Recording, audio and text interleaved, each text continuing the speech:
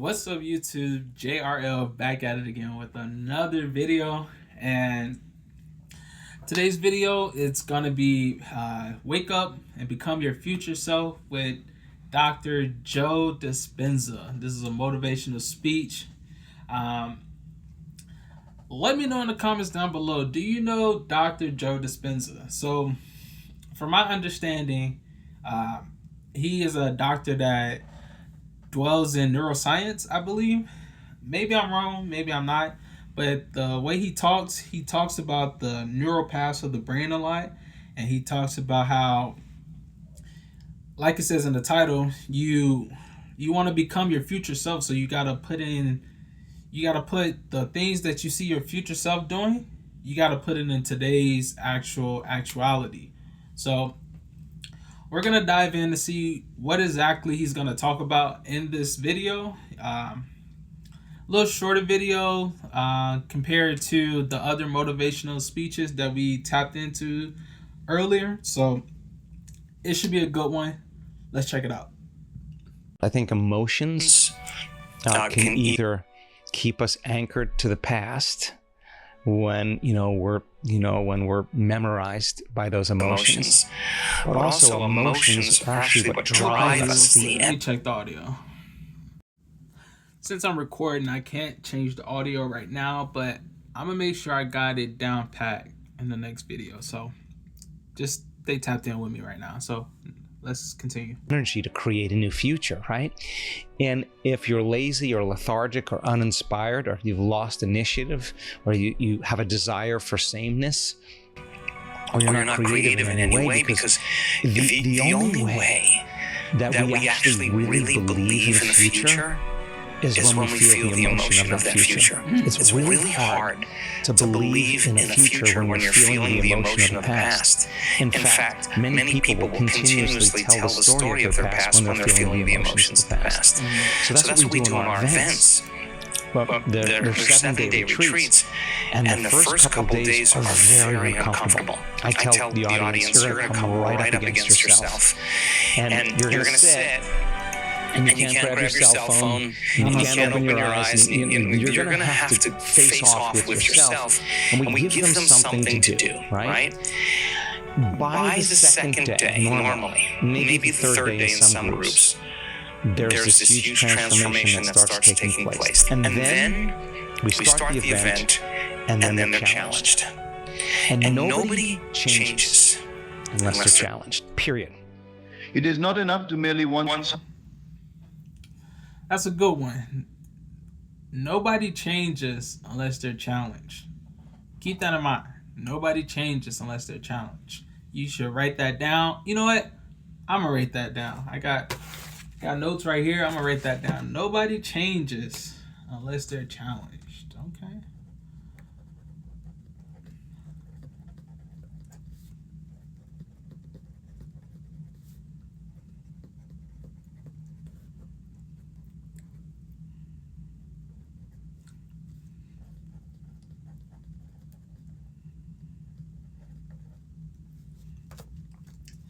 And I got a question for you guys in the comments. The sentence he just said, nobody changes unless they're challenged. There, which there is it? Is it there with an I, there with an apostrophe, or there, E-R-E? If you know, you know, put it in the comments below.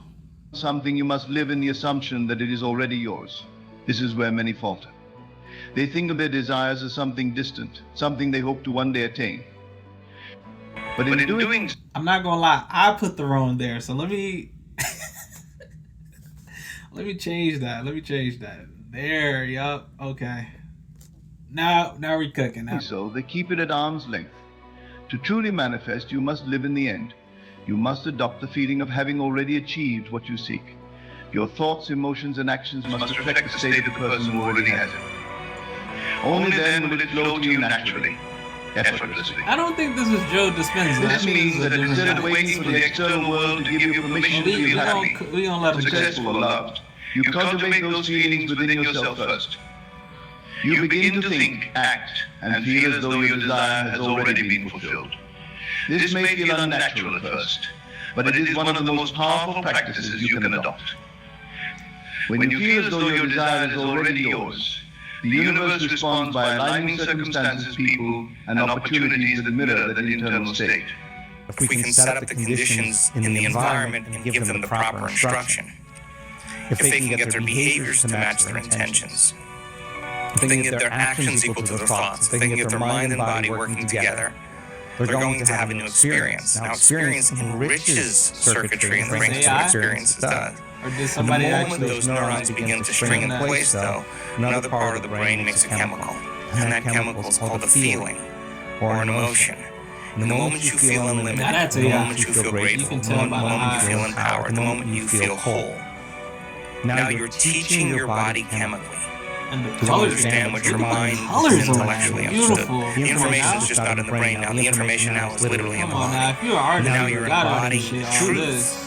of that knowledge, of that philosophy, of that theory. So then you're teaching your body and instructing your body chemically to understand what your mind is intellectually understood. Okay, so then that information that's coming as a new experience is changing your biology in some way, and we've actually shown this. So then if you've done it once, then it means you should be able to do it again. And the idea is to be able to repeat an experience. And if you can repeat it over and over again, both neurologically and chemically, neurochemically you can condition your mind and body to begin to work as one. And when you can do it so many times that your body now knows how to do it better than your conscious mind, it's innate in you. You could say that. You know what okay, I'm not gonna lie. He said a lot of words, and he didn't have to say all those words. But I understand some people just have like word jargon. So when you speak, you gotta elaborate to the people that you're talking to, so they can understand in a way that is able to unpack for them. But I think I heard from somewhere that they said if you got the knowledge of a doctor or a master or somebody like that, you become a good teacher when you're able to break it down to people that are in third grade scenarios. So if you have all this knowledge, you went to school for years and years and years, you acquired all this knowledge and you became a teacher and you want to teach somebody, they say if you're able to break it down to third graders or below in a way that they're able to digest easily, then you understood the information great. But for what he just said, I'm gonna break it down for you guys even further. See, he said if you can do it neurologically, whatever that word is, I cannot say it to save my life right now, and chemically, then you can neurochemically do it, and it's innate in you. What he's pretty much saying is if you practice, and you are consistent at it, then you can, it'll be a part of your system. So that's pretty much what he's saying. Just practice at it, and eventually you'll get at it. At least that's how I took it. That step 2 is becoming conscious of your unconscious self, and then becoming conscious of a new self, reinventing a new self. And so the person who's feeling really bad about themselves because they're not doing anything to change, it's just because when you're not changing, you're still choosing. But what you're choosing is something that makes you feel familiar and comfortable. Because the moment you decide to change, truly get serious about change, the moment you decide to make a different choice and do something differently, you are going to feel uncomfortable. It's going to be immediate. And that's the moment you go from the known into the unknown. Now, if the body has been emotionally conditioned to be the mind, like we talked about earlier, the servant is the master. And so the person who steps out into the unknown and it feels uncomfortable, what is the body going to say? Nah, we didn't. Get back to suffering. Nah, we can't do that. Get back to feeling bad. Get back to feeling guilty. At least that's familiar, that's known. Facts. So tell a person there's going to be a biological death of the old self. Neurologically, chemically, hormonally, genetically, the old self's going to die. Just know that. that's going to happen. But instead of white knuckling it across the river of change, we're going to give you something to do, because that unknown place is the perfect place to create in. So let's get you into the unknown. Let's get you there where you're relaxed and awake. You're not escaping. And if you do that really well, you'll be in a creative state, so you actually will be out of survival.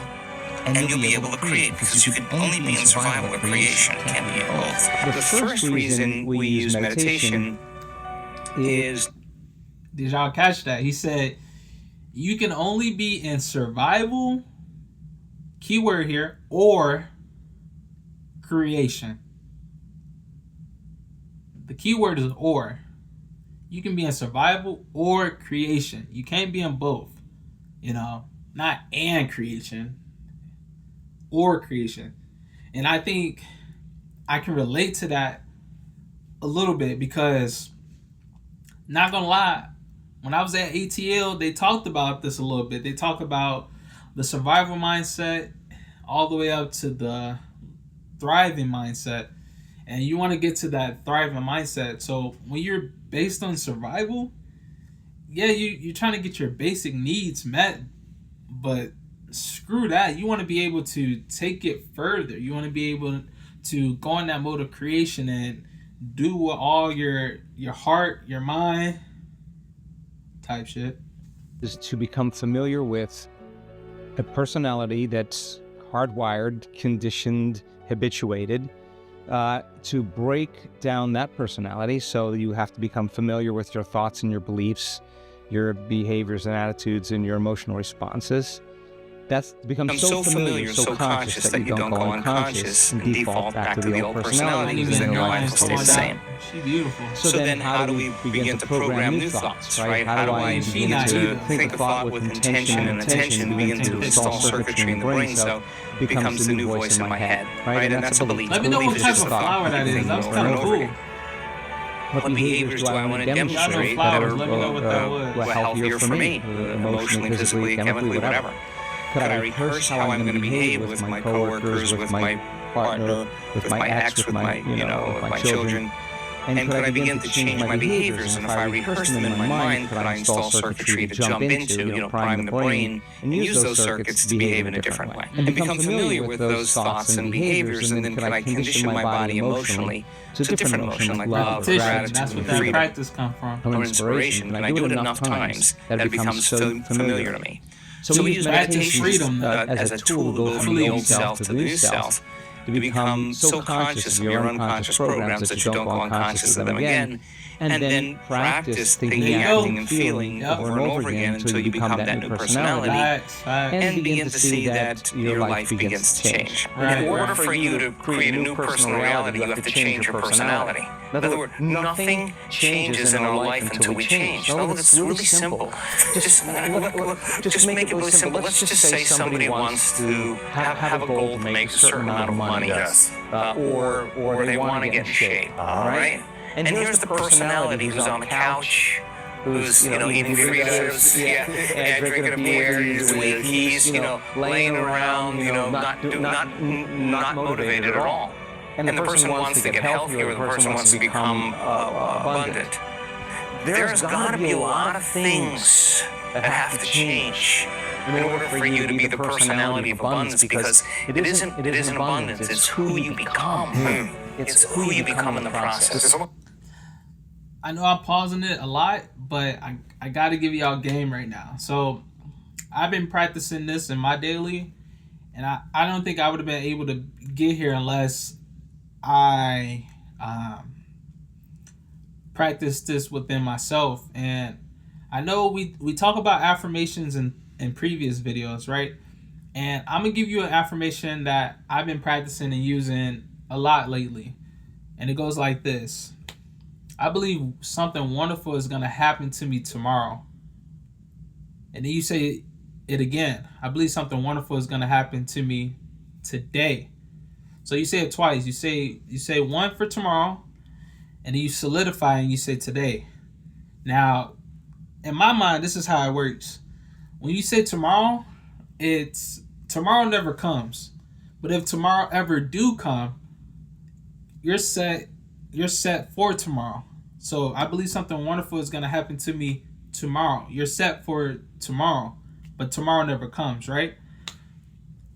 This is why you say it twice. I believe something wonderful is going to happen to me today.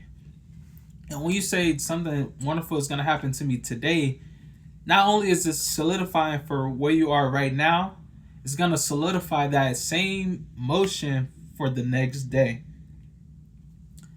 Break that down for you, Joshua. So, if tomorrow never comes, but you're living in today, but it takes time for your message from today to reach the universe, by the time you say, I believe something wonderful is going to happen to me today, by the time tomorrow comes, it would be today. And today you will be solidified in tomorrow. And something wonderful is bound to happen to you whenever you position yourself to say that. So that's a little affirmation trick I've been working on. Has it been working? You see these videos. Simple as that. It's been working for me in little ways, big ways. And like I said, it's only going to go up from here. So stick with me. I'm gonna continue the video.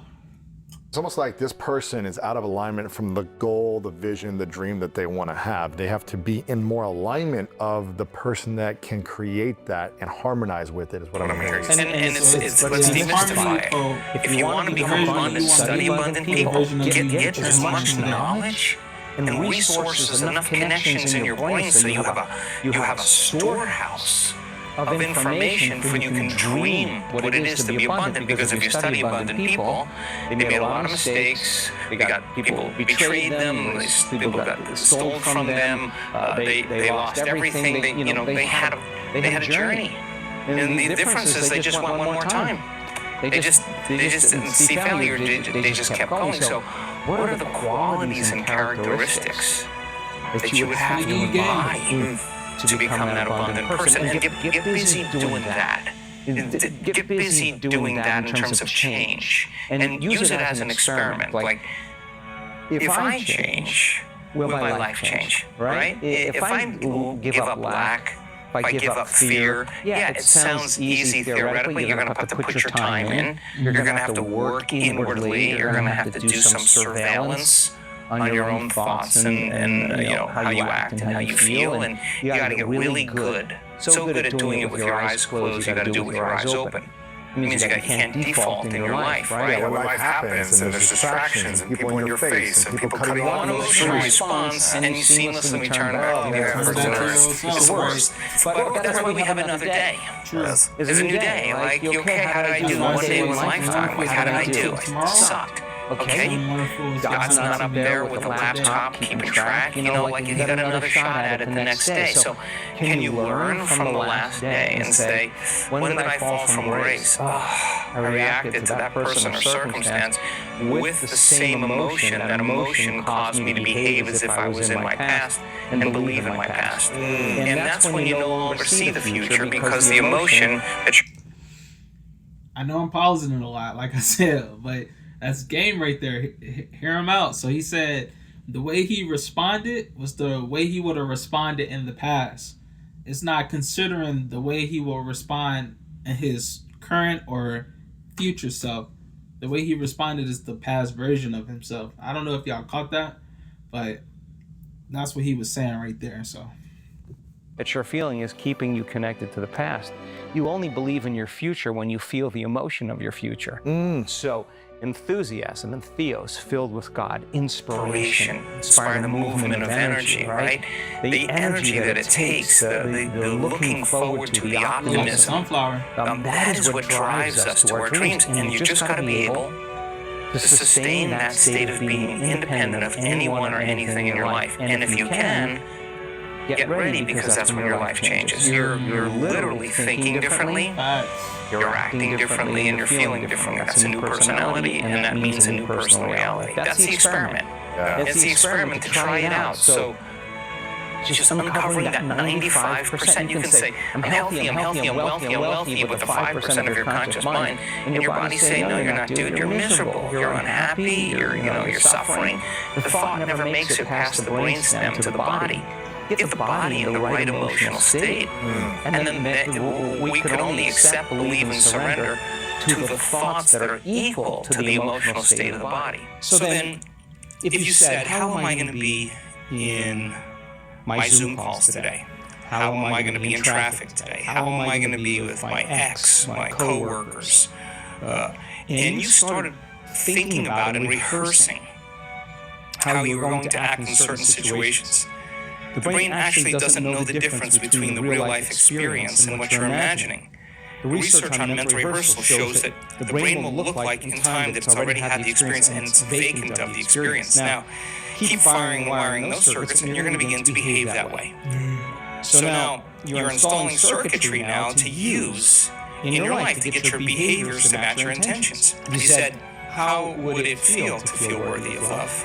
How would it feel to be grateful for life? How would it feel to be worthy of abundance? And then you said, I'm going to teach my body emotionally what this feels like. Come on, practice this with me. Come on now. You're giving us game. You gotta use it for life. Come on now. I know y'all know this. To feel worthy, you're actually changing your life by becoming worthy. You're generating abundance. You're generating love. You're creating an elevated emotion. Worthiness will be our data is so compelling because when you truly begin to elevate your emotional state, you can really lock in, to those elevated emotions.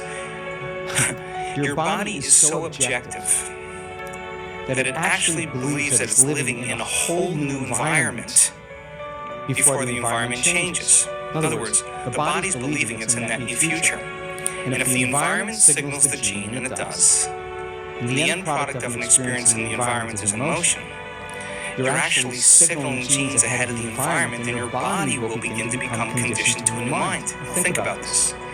That was a lot. If you did that every day, the word meditation literally means become familiar with. Become familiar with your old self. You become familiar with your new self, and you say, I'm not getting up until I feel this feeling. And then you say, I want to be able to bring this feeling up whenever I want. I'm going to keep remembering this feeling over and over again. It only takes a thought and a feeling, an image of the future and emotion, a stimulus and response. You can condition your body to believe it's living in a whole new life. And when you feel the emotions of your future, something amazing happens. You're no longer in lack or separation, so you're no longer looking for the event to take away that feeling of lack or separation. Your body's actually believing it's in the event. And so then you're not looking for it. You feel like it's already happened. Get ready, because that's when your life begins to change. And so we've discovered that if you're actually practicing this, and you immerse yourself in that experience fully for 7 days, the amount of metabolic and biological changes that will take place in your body will be so significant that your body will actually believe it's living in that future. As we get into adulthood, most of our neural maps in the brain, certainly our sensory maps and our cortex, our motor maps that allow us to move in particular ways, those have been established. You can still change them, but they've mostly been established throughout childhood and into our early 20s. And if we want to modify those circuits with neuroplasticity, there are a couple of key requirements. One, you need to be alert. You can't get neuroplasticity. That is, you can't trigger neuroplasticity unless you're alert. You also have to be focused. This is critical and differentiates adult plasticity in a major way from plasticity when we're young, where we can learn by passive exposure. Okay? When we're young, we can learn by passive exposure, or even better, by focused exposure. But when we're adults, we need alertness and we need focus. Just passively being exposed to, music or to a motor pattern is not going to allow us to change our nervous system. That's been shown over and over again. I think he's a doctor too, honestly. Also has been shown over and over again is that if we are alert and we're focused and we are determined, especially if we undertake what's called incremental learning, where we go after small bits of neuroplasticity repeatedly over time, we can get as much neuroplasticity as one observes in childhood. It just takes longer, and you have to do it so-called incrementally. And I say, that's it. That's it. Tomorrow morning, when the alarm goes off, Mel Robbins, you're going to launch yourself out of bed like a rocket ship. You're going to move so fast, you're not going to be in that bed when that anxiety hits. Now, it was either God or bourbon. One of those two things gave me the idea, because it sounds dumb. Okay, Mel, you're going to be in anxiety by moving fast. That sounds great. Well, the very next morning, it was a Tuesday in February outside of Boston, Massachusetts in 2008. The alarm went off. And I think a lot about this moment. Because if I hadn't done what I did that morning, my life would have gone in a totally different direction. I'd probably be divorced. I'd probably be an alcoholic. My family would be torn apart. No idea what I'd be doing for a living or where I would be. And I profoundly believe that you are one decision away from a different life. And that happened to me on a February morning in 2008. The alarm rang. And as soon as the alarm rang, I remembered the idea of launching myself out of bed. And then I did what psychologists call a biased toward thinking. And this window opens up when you start to think about what you need to do instead of doing what you need to do. It's this window of hesitation that's about 5 seconds long. A window of hesitation that defines your whole life. Inside this window of hesitation lives anxiety and procrastination and fear and imposter syndrome and overwhelm. All patterns of thinking, all patterns of feeling, all patterns of behavior that get triggered in this 5-second window of thinking about what you need to do. Okay, I think her name is Mel Robbins. Correct me in the comments if I'm wrong. But what she touched upon is so real, so visceral. When you wake up, I know when I wake up, I lay in that bed right there and I think, dang, what am I actually going to do today? I wake up when the alarm goes off and I think, what am I actually going to do today? It's bad enough that I got it set up where when my alarm goes off, like, it's good. It starts off great. Like, it tells me my routine. It tells me what I need to accomplish today. It tells me my tasks, what I have on the calendar. But then instantly it tells me after all that, the news. Now, I touched on this before in another video, but I haven't really said anything much about it since. I would like to be president of the United States. That's a goal of mine. That's a dream of mine. That's an ambition of mine. Not only is it a goal and a dream, but it actually will happen. I'm going to die on that hill. I'm going to die trying to become it. I'm going to die after I become it. So I'm going to be president of the United States. Like I said, that's something I'm working towards. And there's nothing more inspirational than hearing somebody else saying, yeah, when I get up out of bed, I don't want to do it. Because I know personally, I'm in that same boat. So when I hear them say, yeah, when I wake up, I don't want to get out of bed, I instantly think, so you're here now. How did you get out of bed? How did you make it to see me? Because you're not in bed filming the video and, it reached me. You eventually got up. Like I said, I'm not in bed right now. And somehow I got out of bed and you see me right now and you're seeing this video. So I always ask that person, like, how did you get out of bed if it was so hard for you today? What are you working towards?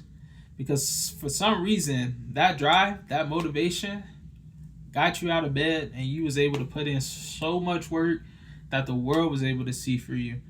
And that's why I'm trying to get to. I'm trying to put in so much work that the world see, like, oh, he not here for fun and games. He's actually here to stay 10 toes down and put in that effort. So when I hear people say, yeah, I struggle to get out of bed, like she was talking about, it was either God or the bourbon that told her, you need to be a rocket ship when you wake up tomorrow and get out of bed. So, but I'm going to challenge you. Is God a spirit? Bourbon is a spirit. I don't know. Let me stop. Let me stop with that. It's spirits everywhere, but neither here nor there. Let's continue to the video. Because it's in the thinking that you go from being present to all the patterns kicking in and the coping mechanisms that you have. And so for whatever reason, I started to think about getting up, and all the shit started to come in. I don't feel like it hasn't going to help. I don't want to. For whatever reason, I just started counting backwards. 5, 4, 3, 2, 1. And I stood up. And I used it the next morning, and the next morning. And by the third morning, I was kind of freaked out. I'm like, okay, this is working. This is weird. And I said, Mel, I made myself a promise. If at any moment you know what you need to do, but you don't feel like it, just count backwards. Let's just see what happens. And so I started using it in this little count backwards technique, 5, 4, 3, 2, 1. No idea why it's working, by the way. In any moment, I'd see Chris, I'd want to count 5, 4, 3, 2, 1. All of a sudden, I'm calm. I can speak to him from a more supportive place. Kids are irritating. 5, 4, 3, 2, 1. Take a breath. And now I can be the mom. I think I know why this 5-second window, as you can see in the bottom left, why this 5-second window is so powerful. I believe when you give yourself that 5, 4, 3, 2, 1 until the action, in the back of your mind, it's like, ocean. What's gonna happen by the time I reach 1? You psych your psyche to think like, the absolute worst or the absolute best thing can happen to me right now if in this 5-second window I operate. If I don't operate in the 5-second window, booms, it's bad. If I do operate in the 5-second window, boom, it's good.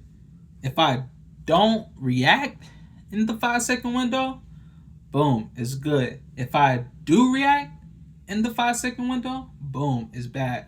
It depends on how you look at it. It's a yin-yang balance. Shout out to all the people who know yin-yang. Let me know in the comments what yin means and what yang means. If you know, you know. Don't Google search. If you know, you know. Come on now. That I know I want to be. 5, 4, 3, 2, 1. I'm going out the door to exercise. 5, 4, 3, 2, 1. I'm picking up the phone and I'm networking. 5, 4, 3, 2, 1. I'm picking up the phone and calling my parents and asking for help. And slowly but surely, one decision at a time, using the 5-second rule. And the 5-second rule is very simple. The moment you have an instinct to move, you got to do it within 5 seconds. There we go. Or your brain will about kill it. that. And counting backwards is critical. I now know why it works. When you count backwards, 5, 4, 3, 2, 1, you interrupt habit loops stored in your basal ganglia. Oh, okay. And the counting backwards requires focus, so it awakens this sucker right here, your prefrontal cortex. If you're going to have a breakthrough, it comes from your state. You can think of that as energy, vitality, strength, mental energy, mental fitness, right? All that really means is your mental and emotional state affects the way you perceive everything in life. So your state controls your story. Your story and your state control whether you do anything. If no one showed you how to get the strategy, you'd figure out the strategy, you'd find a way, you'd make a way with the right state. Most people are trying to get themselves to do something. I gotta have a And conversation. what they understand is what you do is based So I on can your state. truly And your state of understand resolve, it's easy. When you're Who that negotiating, gentleman is. If that's negotiation with possible, yourself baby, makes you weak. So the right I'll be state, honest, you'll get the right but I behavior, gotta have you'll a get the right conversation with that story, man and because then you'll find the right strategy. not only is he So the smart, experiment he's is, also sketchy. am I the creator of my life? And do I believe Back that? to the main focus, Mr. Dr. If Joe you believe Dispenza. that, then it means you have to get up and create.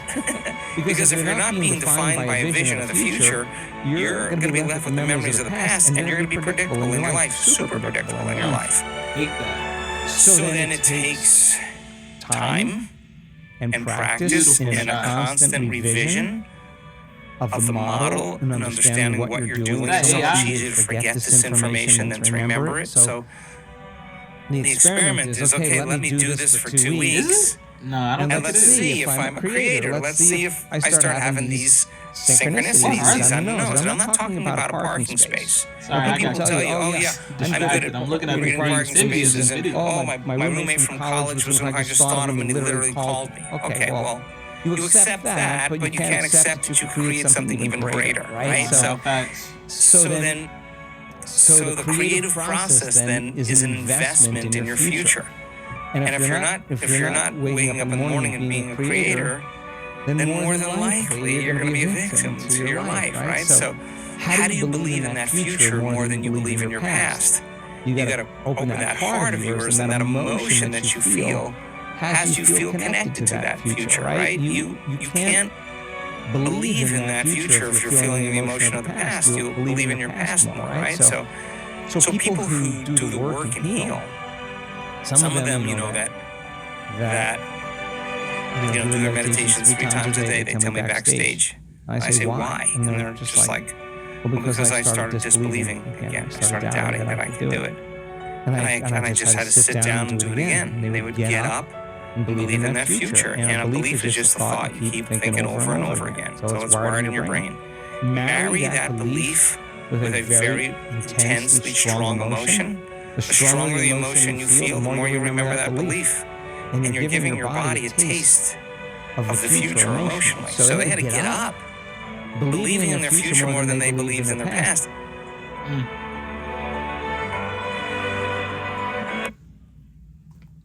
Let's do some more after this. Let's see what's going on.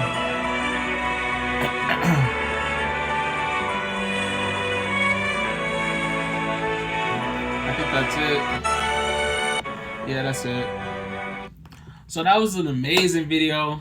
Shout out to all the speakers in the video. Shout out to you guys for watching to the end of this video. I'm glad you stayed with me on this journey.